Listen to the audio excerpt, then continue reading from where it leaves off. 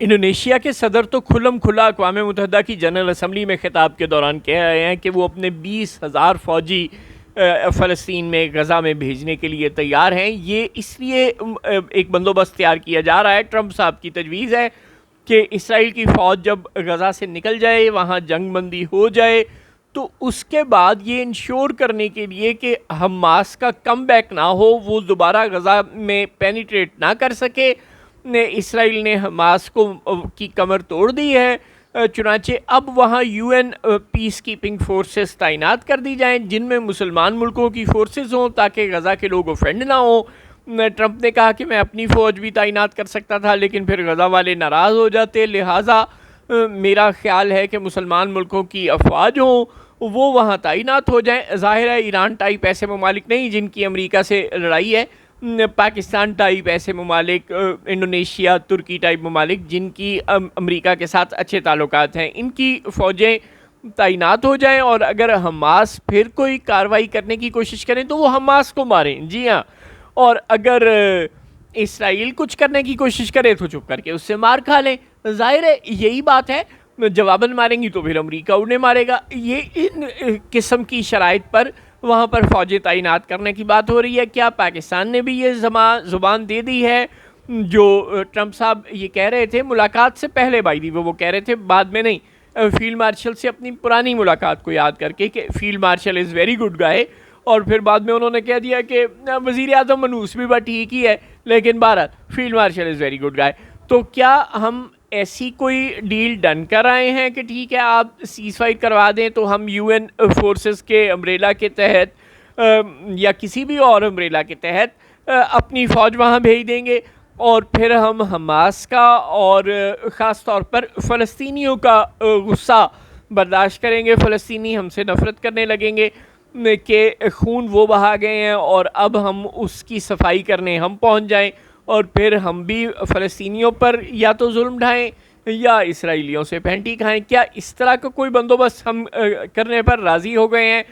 क्या हम बलूचिस्तान की जो माइंस हैं उनके ठेकों की कोई कीमत तय कर रहे हैं अमेरिका के साथ, जिस तरह हमने रेकोडेक की थी कि पाकिस्तान को कम फ़ायदा हो और उस कंपनी को ज़्यादा हो जो वहाँ से सोना तांबा वगैरह निकालेगी? ऐसा ही कोई खौफनाक किस्म का मुआहदा हम क्या अमेरिका के साथ कर रहे हैं, जिसके नतीजे में वो बलूचिस्तान की कानों से या तो सब कुछ निकालेंगे या फिर हमारी वफाकी हुकूमत के पास कोई शेयर जाएगा और बलूचिस्तान के महरूम अवाम उससे बिल्कुल हक से महरूम रहेंगे। अगर कोई 5-10% शेयर बलूचिस्तान को मिलेगा भी तो वो सरफराज बुगटी जैसे वार लॉर्ड ले जाएंगे, और फिर जिस तरह वो इस्लामाबाद आकर 10 करोड़ की ग्रांट दे गए थे वकीलों को, इसी तरह उस पैसे को माले मुफ्त दिले बेरहम समझकर उजाड़ते रहेंगे, और जो बलोचों की बेटियां हैं मारंग बलोच जैसी, वो इसी तरह जेलों में रहेंगी, और जो बेटे हैं वो इसी तरह लापता रहेंगे।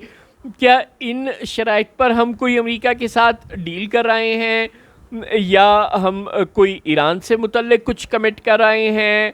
क्या हम बगराम एयरबेस से मुतल्लिक, अफ़गानिस्तान से मुतल्लिक कुछ कमिट कर रहे हैं कि हम तालिबान को राज़ी कर लेंगे, या हमने कोई और बात उनसे तय कर ली है कि हम इंडिया के साथ तिजारत पर या किसी और मसले पर कश्मीर को साइड लाइन करके, या ठीक है कश्मीर होता रहेगा, हम इंडिया के साथ आगे बढ़ने पर तैयार हैं।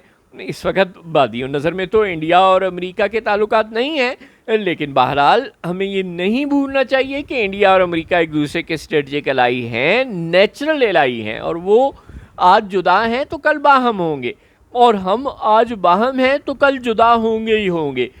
इसलिए हमें अपनी हर पत्ते को सोच समझ कर चलना चाहिए।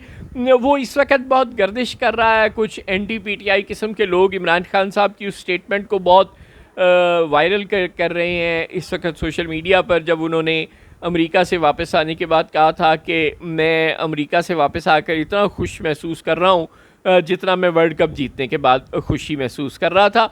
ज़ाहिर है इस वक्त शहबाज शरीफ और फील्ड मार्शल भी वही महसूस कर रहे हैं जो कल इमरान खान महसूस कर रहे थे, वो भी यही महसूस कर रहे होंगे कि वो वर्ल्ड कप जीत कर आए हैं।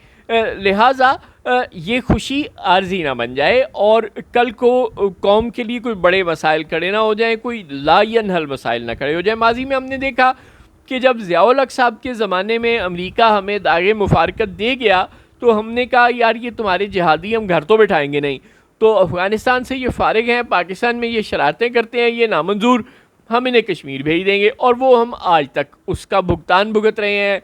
हमने तो बल्कि बहुत कुछ कहा था कि हम, ज़िया-उल हक साहब फरमाया करते थे दुनिया में जहाँ जहाँ जहाद होगा मैं इनको भेज दूँगा। खैर, तो उसका नतीजा हमने आज तक भुगता। वही पॉलिसी ये अफ़गान वार के ज़माने में ही ईरान की भी पॉलिसी बनी थी, ये प्रॉक्सीज़ वाली, और वो भी आज तक भुगत रहा है, हम भी आज तक भुगत रहे हैं। बावजूद इसके कि अब हमारी पॉलिसी को तब्दील हुए भी 20-25 साल हो गए।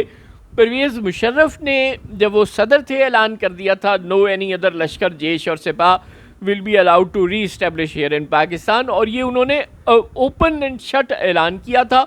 और उसके बाद से पहले हमने ये लश्कर तैयबा वगैरह को, जैश मोहम्मद और इन सब को हमने छुपा दिया था, अंडरग्राउंड कर दिया, और फिर इन्हें एलिमिनेट कर दिया, इनका हर सेंटर सब कुछ ख़त्म कर दिया।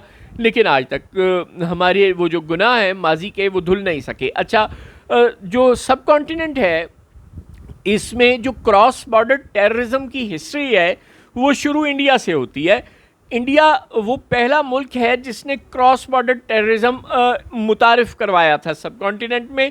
जब उसने मुक्ति बाहिनी बनाई, उसने कहा कि बंगाली बंगाली का भाई है, और आधा बंगाल पाकिस्तान के पास है, आधा बंगाल मेरे पास है, और भाई भाई की मदद करने जा रहा है तो मैं कुछ नहीं कर सकता। चुनाचे उसने अपने बंगाल को इजाज़त दे दी, अपने बंगाल के लोगों को, कि वो पाकिस्तान वाले बंगाल में जाएं और वहाँ जाकर दहशतगर्दी करें। और उन इंडिया से आए हुए बंगालियों के भेस में छुपे हुए इंडियन फ़ौजियों ने और पैरामिलिट्री फोर्सेस के लोगों ने थानों पर हमले किए, डाकखानों पर हमले किए, और पूरे मुल्क का, पूरे उस बाजू का जो कम्युनिकेशन सिस्टम था उसको काट कर रख दिया। जिसके लिए बाद फिर ज़ाहिर है वहाँ पर गुस्सा तो पाकिस्तान के ख़िलाफ़ वैसे ही था। उसके बाद फिर दोनों बाजुओं में राब्ता भी कट गया, और फिर इंडियन फ़ौज के लिए घुसकर बाकी का काम करना आसान हो गया। यूँ इस खित्ते में क्रॉस बॉर्डर टेररिज्म, दर अंदाजी, सरहद पार दहशतगर्दी का कॉन्सेप्ट मुतारिफ करवाने वाला, इसको प्रैक्टिस करने वाला पायनियर इंडिया है। लेकिन ये गले बाद में हमारे पड़ गया। इंडिया को आज तक कोई नहीं पूछता कि उसने वो क्रॉस बॉर्डर टेररिज्म क्यों किया था, और हमने वो पॉलिसी कुछ साल ज़रूर रखी, बाद में हमने छोड़ दी। और वो बाय द वे वो टेररिज्म नहीं था, क्योंकि कश्मीर के लोग इंडिया ने गासिबाना कब्ज़ा किया हुआ था। बंगाल के लोगों ने तो पाकिस्तान बनाया था, वो पाकिस्तान बनाने वालों में शामिल थे, वो गासिबाना कब्ज़ा नहीं था। और उन लोगों को फिर रियासत से गुस्सा आ गया और उन्होंने अलहदगी का फ़ैसला कर लिया, क्योंकि हम इलेक्शंस के कायल ही नहीं हैं। खैर, ये लंबी कहानी है, बात किसी और तरफ चली जाएगी। लेकिन बहरहाल कश्मीर के लोग खुद भी लड़ रहे थे और हमारे लोगों ने उनकी मदद की, जिसका हमें 20 साल तक खुमियाजा भुगतना पड़ा। और फिर हम अब बार बार कह रहे हैं कि हमारा कोई ताल्लुक़ नहीं, लेकिन उसके बावजूद वो इंडिया की जो सुई है वो उस बात पर अड़ जाती है बार बार। लेकिन ये सारी बातें बहरहाल तारीख़ का हिस्सा हैं। हमें जो सोचना है और जो समझना है कि ले सांस भी आहिस्ता के नाजुक है, बहुत काम आफाक की स्कार गए शीशा गरी का।